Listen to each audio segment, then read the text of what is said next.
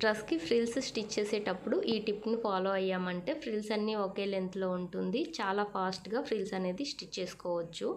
అలా కాకుండా నార్మల్గా స్టిచ్ చేసామంటే స్టార్టింగ్ క్లాత్ ఎక్కువ ఉందని ఫ్రిల్స్ ఎక్కువ పెట్టేస్తాము. చివరికి వచ్చేసరికి క్లాత్ సరిపోలేదని ఫ్రిల్స్ కొంచెం తక్కువ పెట్టేస్తాము.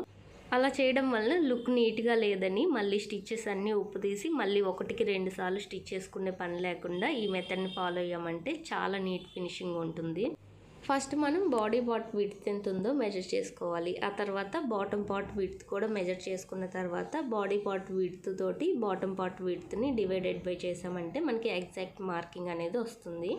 ఇప్పుడు వచ్చిన ఇంచెస్ని కింద బాటమ్ పార్ట్కి ఇలా మార్కింగ్ పెట్టుకోవాలి. ప్రతిదీ కూడా ఈ విధంగా మార్కింగ్ అనేది పెట్టిన తర్వాత కట్స్ అనేది ఇచ్చామంటే మనకి ఇది చాలా ఫాస్ట్గానే అయిపోతుందండి. ఇలా కట్స్ ఇచ్చామంటే స్టిచ్చింగ్ చేసేటప్పుడు కూడా ఈజీగా ఉంటుంది. టిప్ నచ్చితే ఫాలో అవ్వండి. నేను నెక్స్ట్ షార్ట్లో దీన్ని